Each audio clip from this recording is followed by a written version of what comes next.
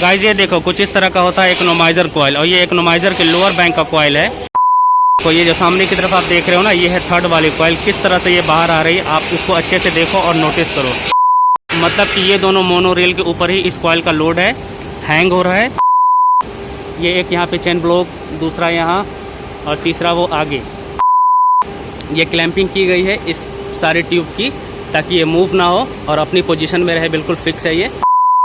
ये baffle plate है, मैंने आपको बताया था ना, ये एसएस की प्लेट है। ये सेफ्टी रीज़न से लगाया गया है। ये देख लो, ये भी कैसेट बफल प्लेट है। ये सब नीचे जा रही है कॉइल के साथ में। ऑलमोस्ट ये जो कॉइलें हैं वो पूरी तरह से ख़राब हो चुकी हैं, इसलिए इसे रिप्लेस किया जा रहा है। तो ये देखो कुछ इस तरह से मेंटेन किया जाता है, इस इकोनोमाइजर कॉइल को रिपेयर किया जाता है। जैसे अब मैं आपको बता दूं, इस पॉइंट से कट किया गया इस ट्यूब को, और इस पॉइंट से कट किया गया। यहाँ पे इरोजन होगा इस ट्यूब में, मतलब यहाँ पर ट्यूब की थिकनेस कम हो गई होगी, इसलिए इस पार्ट को कट कर दिया गया और यहाँ पे नया ट्यूब जोड़ दिया गया है। Guys welcome to another day. इस वक्त सुबह के 10 बज रहे हैं, और जैसा कि इस वीडियो में आप देख सकते हो, इकोनोमाइजर की 2 कॉइल बाहर आ चुकी है। एक तो ये 100%, ये वाली कॉइल 100% बाहर आ चुकी है, और वो जो आप सामने की तरफ सेकंड वाली कॉइल देख रहे हो वो 90% बाहर आ चुकी है। गाइस जहां पर कल मैंने अपनी वीडियो को एंड किया था, वहां पर आपने देखा था कि एक कॉइल को 50% बाहर करके छोड़ दिया गया था। उसके बाद साइड पूजा हुई थी, और मैंने आपको बताया था कि बाकी का जो काम है कॉइल रिप्लेसमेंट का काम, मतलब कि जो कॉइल को बाहर निकाला जाएगा, वो सब नेक्स्ट मॉर्निंग से शुरू होगा, जो फाइनली शुरू हो चुका है। मैं थोड़ी देर से आया बिकॉज़ ये जो सारे बंदे हैं, इनकी जो जॉब टाइमिंग है, मतलब कि जो वर्किंग टाइम है, वो 7-8 बजे से शुरू हो जाती है। तो ये सारे बंदे 7-8 बजे से ही अपने अपने काम में आकर लग जाते हैं, और इसीलिए यहाँ पर आप देख सकते हो कि 2 कॉइल को बाहर कर दिया गया है।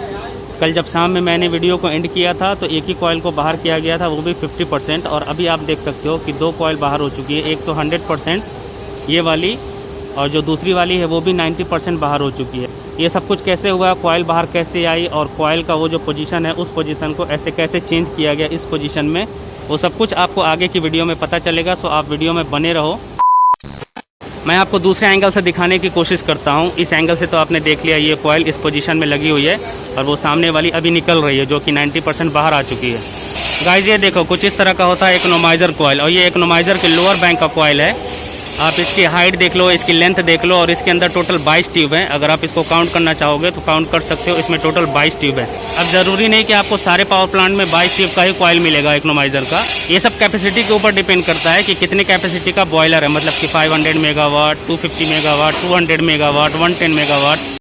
और ये जो इकोनोमाइजर कॉइल है, ये बॉयलर की कैपेसिटी के हिसाब से होते हैं, मतलब कौन सा बॉयलर कितनी कैपेसिटी का है, उसी हिसाब से इसकी लेंथ, इसकी हाइट और इसमें कितने ट्यूब होने चाहिए, वो सब कुछ डिपेंड करता है बॉयलर की कैपेसिटी के ऊपर। ये 500 मेगावाट का बॉयलर है, तो 500 मेगावाट के बॉयलर का इकोनोमाइजर कुछ इस तरह का होता है। आप देख लो, ये जो मैं आपको वीडियो में दिखा रहा हूँ, ये जो सामने है, ये इकोनोमाइजर कॉइल है, और ये लोअर बैंक का कॉइल है।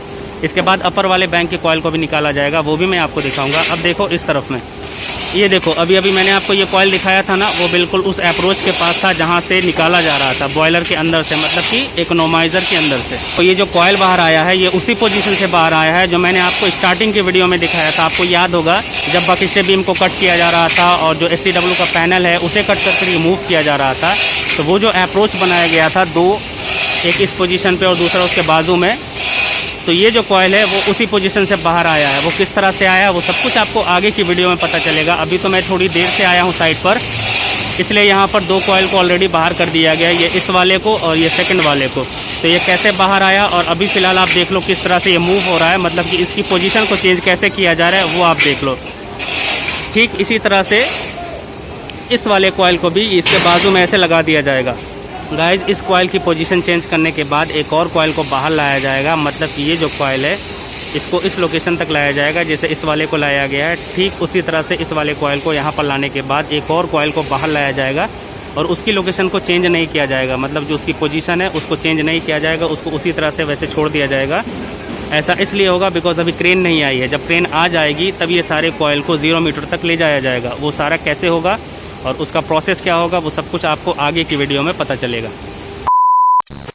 मे भी आज शाम तक क्रेन आ जाए, उसके बाद उसकी इंस्टॉलेशन में भी लगभग 20 से 24 घंटे लगते हैं, और जब क्रेन इंस्टॉल हो जाएगी सही तरीके से, उसके बाद ये जो सारा इकोनोमाइज़र कॉयल है इसे उतारा जाएगा 0 मीटर पर, और वो सब कुछ कैसे उतरेगा और किस तरह से जाएगा क्रेन के थ्रू, वो सब कुछ आपको वीडियो में पता चलेगा। तो आप चैनल से जुड़े रहो और वीडियो में बने रहो। गाइस ये जो आप देख रहे हो ना, ये प्लेटफॉर्म को जो फैब्रिकेट किया गया था, मैंने इस पर अलग से सेपरेट वीडियो बनाई है। वो वीडियो आप जाके देख लेना कि इस प्लेटफॉर्म को किस तरह से फैब्रिकेट किया गया है। अभी मैं आपको जो बता रहा हूँ वो ये है कि ये जो कॉयल है, ये सारा कॉयल इसी पोजीशन से 0 मीटर तक जाएगा, मतलब कि ग्राउंड फ्लोर पर जाएगा क्रेन के थ्रू। ये क्रेन का बूम इस तरफ से ऐसे आएगा यहाँ पर, और इसे हैंग कर दिया जाएगा उस क्रेन के बूम में। और ये सारा इकोनोमाइज़र कॉयल, ये जो कन्वेयर बेल्ट की लाइन है, जस्ट इसके ऊपर से नीचे तक जाएगा ग्राउंड फ्लोर तक। और अभी मैं आपको दूसरी साइड में लेके चलता हूँ उस तरफ में। जैसे ये देखो, ये एक कॉयल बिल्कुल पोजीशन पर आ चुका है। दूसरे वाले कॉयल को अभी इस तरह से ऐसे क्रॉस में लाके छोड़ दिया गया है, इसको भी ऐसे यहाँ पर लाया जाएगा।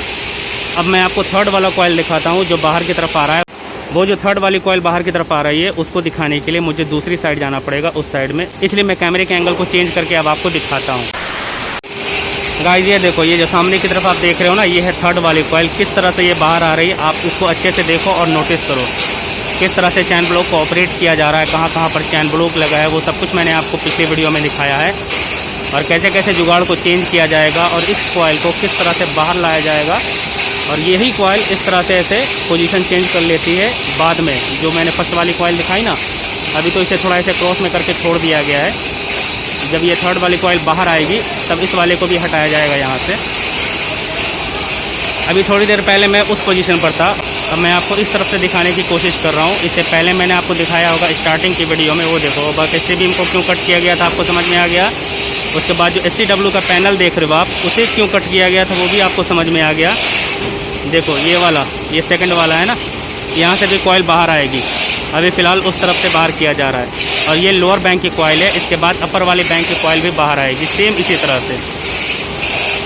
वो देखो चैन ब्लॉक लगा हुआ, उसको कैसे यूज़ किया जा रहा है। अब आपको समझ में आ रहा होगा कि ये जो सारे चैन ब्लॉक लगे हुए थे, जैसे ये अभी ये आप देख रहे हो ना मोनोरेल, इसको कैसे यूज़ किया जाएगा वो भी अब आपको समझ में आएगा आगे की वीडियो में। ये देखो एक फोर्थ वाला मोनोरेल, ये स्पेयर में रखा गया है। इस मोनोरेल को किस तरह से यूज़ किया जाएगा वो सब कुछ आप आगे की वीडियो में देखोगे, बिकॉज मैं थोड़ा मिस कर गया।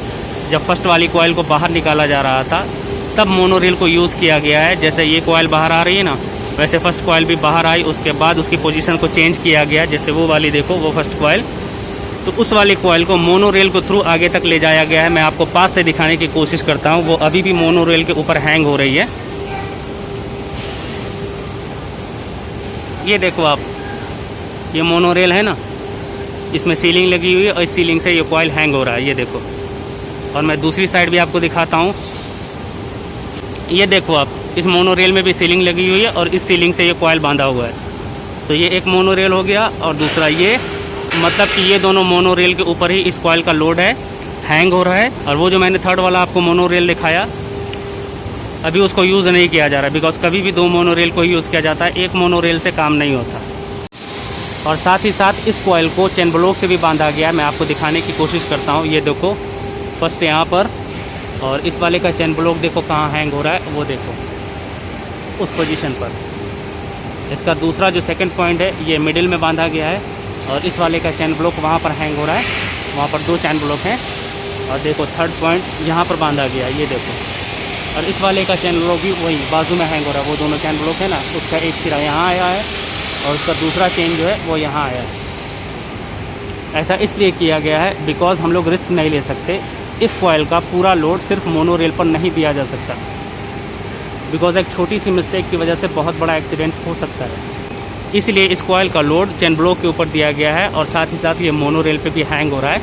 मोनोरेल करता क्या है ना कि ये जो कॉयल है, इस कॉयल को एक पोजीशन से दूसरी पोजीशन तक ले जाता है, जस्ट लाइक रेल की तरह। ईजी होता है। चेन ब्लॉक से थोड़ा स्लो काम होता है। मोनोरेल से होता है क्या है ना, कॉयल फास्टली एक पोजीशन से दूसरे पोजीशन तक पहुंच जाती है। वो सब किस तरह से होता है, जब कॉयल वो बाहर आएगी ना और उस वाले को मोनोरेल से यहाँ तक लाया जाएगा, तब आप देखोगे। चेन ब्लॉक से जब हम किसी भी चीज़ को एक जगह से दूसरी जगह ले जाते हैं तो वो बहुत धीरे धीरे जाती है। पर मोनोरेल करता क्या है ना कि उसी चीज़ को थोड़ा फास्ट एक पोजीशन से दूसरी पोजीशन पर ले जाता है। इसीलिए यहाँ पर मोनोरेल को यूज़ किया गया है। इस बीम में देखो, ये एक मोनोरेल, वो दूसरा वहाँ, और थर्ड वाला मैंने आपको उस तरफ में दिखाया है, और फोर्थ वाला स्पेयर में रखा हुआ है। कि अगर इसमें से कोई एक मोनोरेल ख़राब होता है तो उस फोर्थ वाले को यूज़ किया जाएगा। किस तरह से ये कॉइल इकोनोमाइज़र से चैन ब्लॉक के थ्रू बाहर आया और इसे कैसे ट्रांसफ़र किया गया मोनोरेल के ऊपर और कैसे ये मोनोरेल से उस पोजीशन से यहाँ तक आया है, ये सब कुछ अर्ली मॉर्निंग हो गया, इसलिए मैं आप लोगों को दिखा नहीं सका बिकॉज़ मैं साइट पर 10 बजे आया हूँ और ये सारा काम 8 बजे के आसपास हुआ है। पर कोई नहीं, अब जो नेक्स्ट कॉइल बाहर आएगा वो कैसे बाहर आता है और उसे कैसे ट्रांसफ़र किया जाता है मोनोरेल के ऊपर, वो सब कुछ आप आगे देखोगे। सो आप वीडियो में बने रहो और चैनल से जुड़े रहना ताकि कोई भी इन्फॉर्मेशन आपसे मिस ना हो। ये देख लो, ये फर्स्ट वाली कॉइल जो बिल्कुल पोजीशन पर आ चुकी है। अब ये कॉइल इसी पोजीशन से नीचे चली जाएगी 0 मीटर पर क्रेन के थ्रू। ये आप देखो, ये पूरा का पूरा ओपन एरिया, यहाँ पर कोई भी ऐसा स्ट्रक्चर नहीं है जिससे क्रेन को प्रॉब्लम होगी। क्रेन का बूम सिंपली इस जगह पर आएगा और उसी बूम में इस कॉइल को हैंग कर दिया जाएगा और वो बूम सिंपली इस कॉइल को लेकर नीचे चला जाएगा। वो सब कुछ कैसे होगा आपको आगे पता चलेगा। इसलिए ये जितनी भी कॉइल आप देख रहे हो ना, वो अभी निकली हुई है 50% तो नहीं कह सकते, 30%। वो जो 30% कॉइल निकली है, या फिर इस वाली कॉइल की बात कर लें जिसे अभी इस तरह से ऐसे पोजीशन में छोड़ दिया गया है, और इस वाली कॉइल की बात कर लें, ये जितनी भी सारे कॉइल हैं वो इसी पोजीशन से 0 मीटर पर जाएंगे। गाइस, इस वक्त लंच का टाइम हो गया है, 12:30 बज चुके हैं और ये जो आप कॉइल देख रहे हो जिसे बाहर निकाला जा रहा था, अब फ़िलहाल इसे ऐसे ही छोड़ दिया जाएगा। अब ये जो सारी कॉइलें आप देख रहे हो, ये थर्ड वाली, ये सेकंड वाली, उससे पहले वो फर्स्ट वाली जो पोजीशन पर जा चुकी है, अब ये सारी की सारी कॉइलें अभी ऐसे ही रहेंगी जब तक कि क्रेन इंस्टॉल ना हो जाए। जब क्रेन इंस्टॉलेशन का काम कंप्लीट हो जाएगा तब ये सारी कॉइलें नीचे जाएंगी, मतलब लिफ्टिंग और लोअरिंग का काम स्टार्ट होगा क्रेन इंस्टॉल होने के बाद। वो सब कुछ कैसे होगा आपको आगे की वीडियो में पता चलेगा। अब आप एक चीज़ नोटिस करना कि आप जितनी भी कॉइल देख रहे हो, ये थर्ड वाली, सेकंड वाली या फर्स्ट वाली, ये सारी कॉइलें हैंग हो रही हैं चैन ब्लॉक पे। देखो, वहाँ एक चैन ब्लॉक, ये दूसरा चैन ब्लॉक, और इसके अंदर में भी चैन ब्लॉक लगा हुआ है इकोनोमाइज़र के अंदर में।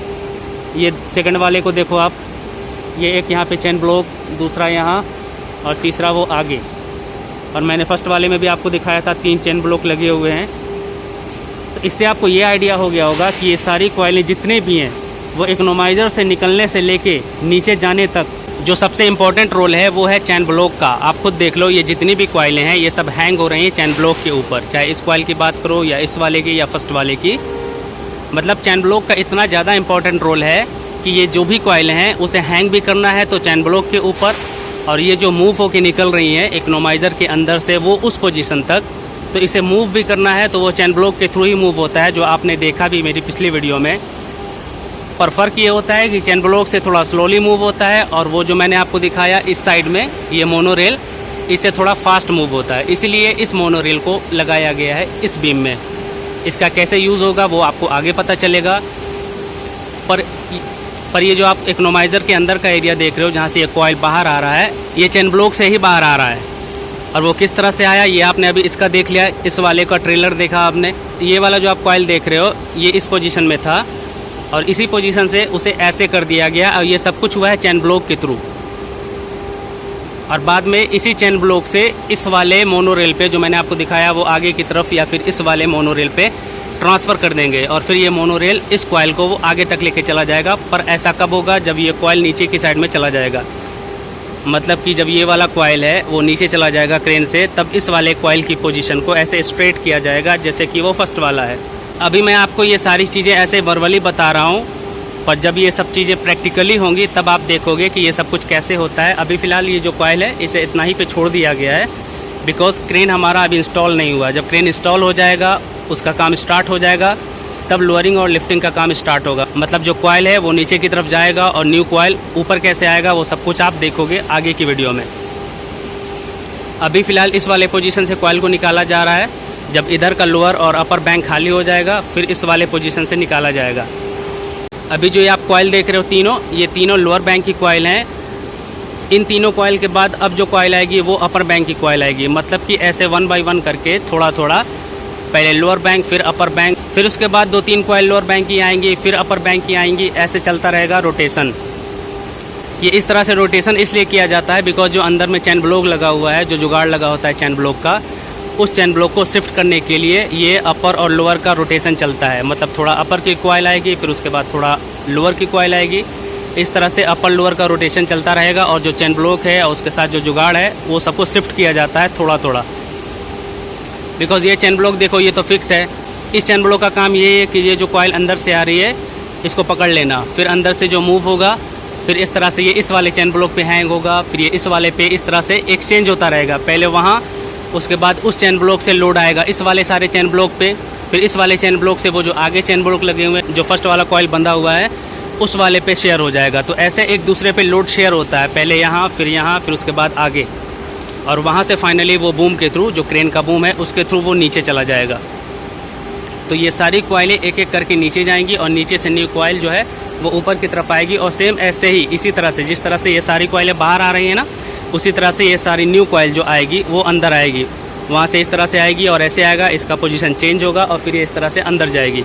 बस एक चीज़ नोटिस करनी है कि जब न्यू वाला कॉइल ऊपर आएगा क्रेन के थ्रू, तो ये देखना है कि अपर बैंक का कौन सा कॉइल है और लोअर बैंक का कौन सा कॉइल है। मतलब यहाँ पर जो रिक्वायरमेंट होगी नीचे से अपर बैंक कॉइल आएगा, और अगर लोअर बैंक की रिक्वायरमेंट होगी तो नीचे से लोअर बैंक वाले कॉइल को ही लाया जाएगा। ऐसा नहीं है कि बंदा जुगाड़ लगाया हो अपर बैंक में और कॉइल आ गई लोअर बैंक की, ऐसा नहीं होगा।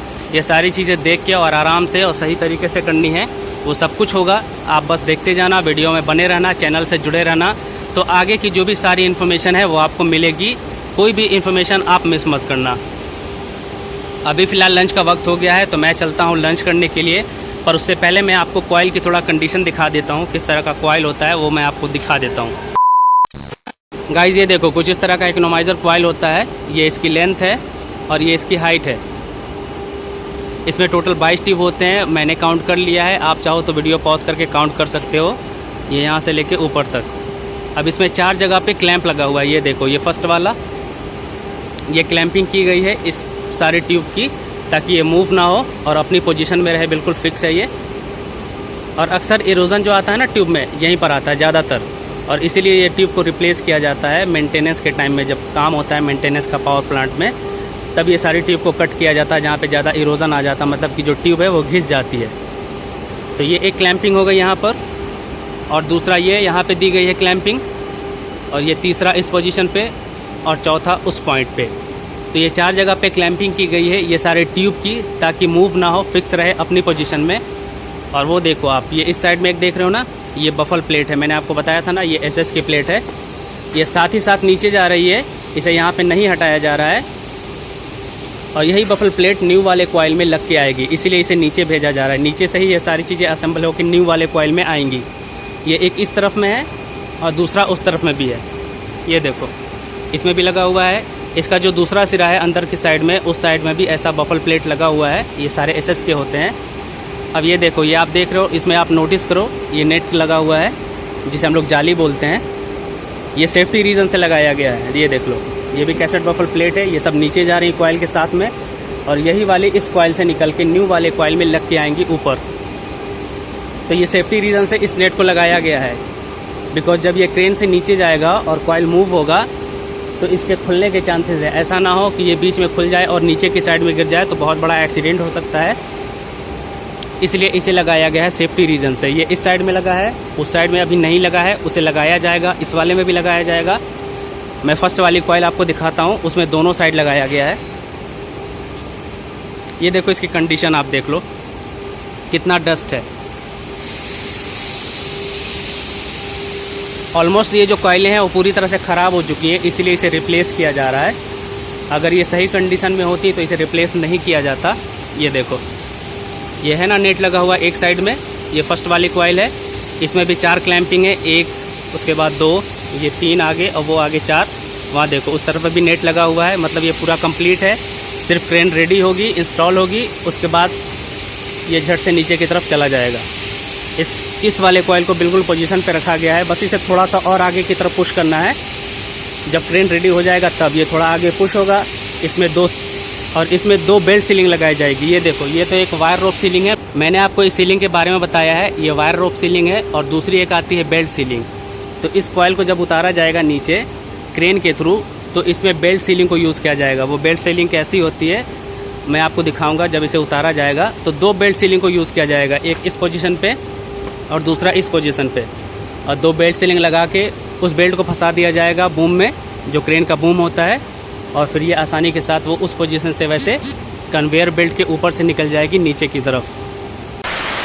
गाइस जब से ये पावर प्लांट बना है, जो ये यूनिट नंबर 1 है बीजपुर रिहंद की यूनिट नंबर 1, जब से ये बना है तब से लेके अब तक इस इकोनोमाइज़र कॉइल को रिप्लेस नहीं किया गया है। ये फर्स्ट टाइम रिप्लेस किया जा रहा है बिकॉज इस कॉइल की कंडीशन पूरी तरह से ख़राब हो चुकी है।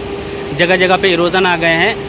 पहले क्या होता था, इससे पहले जब भी मेंटेनेंस का काम होता था या शॉर्ट शट डाउन होता था इस बॉयलर में, तो जहाँ जहाँ पे ट्यूब में इरोजन होता था, स्पेशली ये जो क्लैंपिंग है इसके आसपास में, तो इस ट्यूब को कट किया जाता था इस तरह से। और यहाँ से जैसे मैं आपको दिखा भी देता हूँ, कहीं पे होगा ऐसा वेल्डिंग का पॉइंट, ये देखो, ये आप देख रहे हो, ये यहाँ से जॉइंट है। ये सारी वेल्डिंग के जो आप पॉइंट देख रहे हो ना, तो इस ट्यूब को यहाँ से ऐसे कट किया गया। मान लो इस एरिया में ख़राब है, ठीक है, तो यहाँ से इस ट्यूब को कट कर दिया गया इस पोजीशन से, और यहाँ से न्यू ट्यूब को चेंज कर दिया गया। इसका एक नेक्स्ट पॉइंट भी होगा कहीं पे आपको, सॉरी इस वाले में तो नहीं है, पर मैं दिखाने की कोशिश करता हूँ आपको। गाइस ये देखो, मैं जो बताने की कोशिश कर रहा था ये वही पॉइंट है। देखो एक जॉइंट आपको यहाँ पे दिखाई दे रहा है और दूसरा यहाँ पे आपको दिखाई दे रहा है। मतलब जब भी बॉयलर में शॉर्ट शट डाउन होता है या रिपेयरिंग का काम होता है, मेंटेनेंस का काम होता है इकोनोमाइज़र एरिया में, तो ये देखो कुछ इस तरह से मेंटेन किया जाता है। इस इकोनोमाइज़र कॉइल को रिपेयर किया जाता है। जैसे अब मैं आपको बता दूं, इस पॉइंट से कट किया गया इस ट्यूब को, और इस पॉइंट से कट किया गया। यहाँ पे इरोजन होगा इस ट्यूब में, मतलब यहाँ पर ट्यूब की थिकनेस कम हो गई होगी, इसलिए इस पार्ट को कट कर दिया गया और यहाँ पे नया ट्यूब जोड़ दिया गया है। पर अभी तो ये आपको सारे पुराने ही दिखाई दे रहे हैं। जब यहाँ पे रिपेयर का काम हुआ होगा इस इकोनोमाइज़र कॉइल में, तब ये ऐसा किया गया होगा जो इस वक्त आप वीडियो में देख रहे हो। तो ये मैंने आपको एग्जाम्पल के लिए दिखाया है कि कुछ इस तरह से रिपेयरिंग या मेंटेनेंस का काम होता है इकोनोमाइज़र कॉइल में।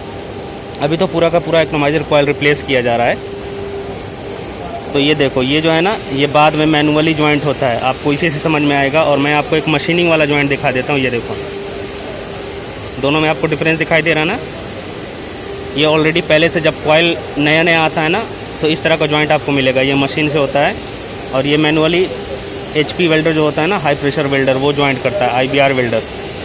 ये भी मशीनिंग है। देखो ये वाला, ये मैनुअली है, ये मैनुअली है, ये मशीनिंग है। तो कुछ इस तरह का जॉइंट आपको देखने को मिलेगा, ये मैनुअली और ये मशीनिंग। ये जो भी प्रोसेस है ना, वो सब इकोनोमाइज़र के अंदर ही होता है। इसके लिए कॉइल को बाहर निकालने की ज़रूरत नहीं होती। अभी रिप्लेस करना है, इसलिए ये सारे कॉइल को बाहर किया जा रहा है। ये देखो, ये देखो आप, कुछ इस तरह का होता है ये जॉइंट।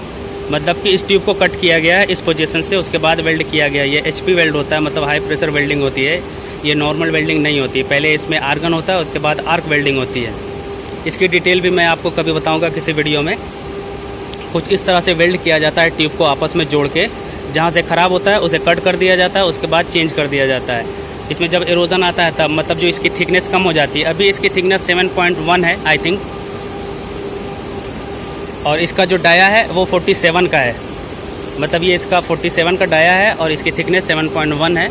अगर इसकी थिकनेस कम हो जाती है तो इसके फटने के चांसेस होते हैं। मतलब इसमें प्रेशर बहुत ज़्यादा होता है, तो इसलिए इसे चेंज कर दिया जाता है अक्सर जब मेंटेनेंस का काम होता है तब। फर्स्ट टाइम ये इकोनोमाइज़र रिप्लेसमेंट का काम हो रहा है ये यूनिट नंबर 1 में। इससे पहले यूनिट नंबर 2 में हो चुका है। जब से ये बॉयलर बना है तब से लेके अभी तक ये चेंज नहीं हुआ था, फर्स्ट टाइम ये चेंज हो रहा है। इसके टोटल कॉइल मैंने आपको बताया था, अपर लोअर बैंक के 156 कॉइल जितने भी हैं वो सब रिप्लेस होंगे। ये सब ओल्ड वाला नीचे जाएगा, उसके बाद न्यू वाला सेम इसी तरह से अंदर जाएगा। उसके बाद ये जितने भी कॉइल हैं सबको ज्वाइंट किया जाएगा। ये आप देख रहे हो ना, ये कट किया गया है, आप देख भी सकते हो। तो ये जो कटिंग हुई है इसका एज प्रिपरेशन होगा, इसमें V शेप में बनाया जाएगा। उसके बाद इसे ज्वाइंट किया जाएगा, HP वेल्डिंग होगी। तो ये सारे जो कनेक्शन काटे गए हैं, ये सारे कनेक्शन को वापस से जोड़ा जाएगा